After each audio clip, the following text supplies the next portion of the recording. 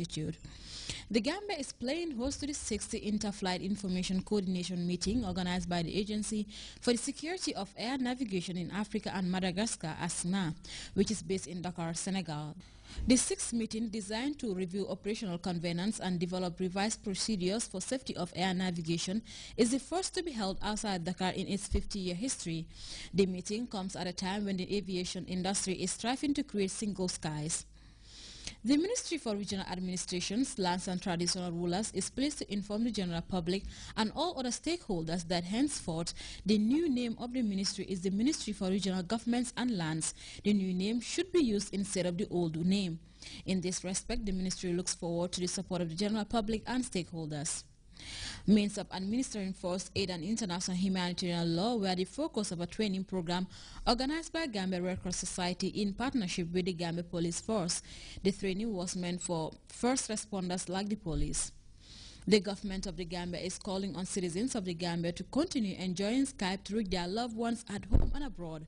Contrary to local press and cyber publications that the Public Utilities Regulatory Authority (PURA) had banned the use of Skype and Viber facilities in the Gambia, the Ministry of Information and Communication Infrastructure has described the claim as a complete misconstruction of the press release issued by PURA in its bid to stop the massive loss of revenue to register internet service providers by criminal unscrupulous individuals who use internet cafes that charge the unwitting public for international calls. Individuals can continue to use Skype or Viber on their personal devices and enjoy the Gambia's full integration into the ICT culture. Anna-Marie River-based cycle school in Brikama, Jamisa has been officially inaugurated 7 years after its establishment by Sisters of the Presentation of Mary.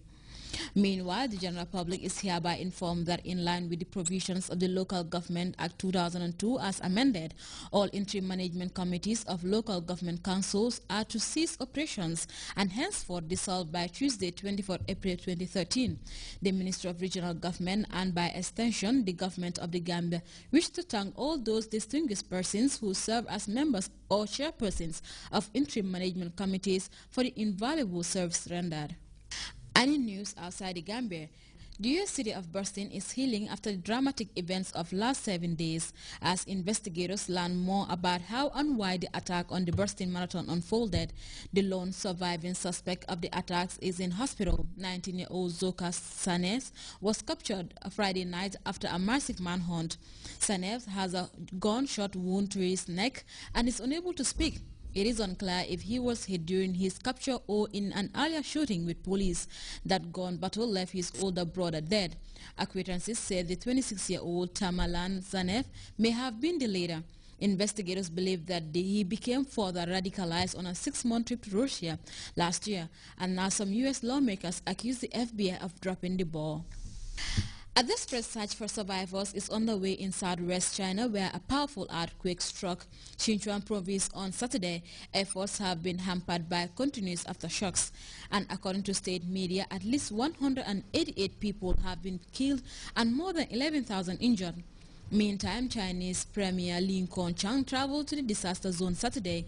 He visited a local hospital to comfort the injured. That region of China is prone to earthquakes, and while the damage this time around is not as severe, getting aid to survivors once again proven to be a major challenge. Well, that's the news in summary. Thanks for the pleasure of your company, and to have a wonderful morning.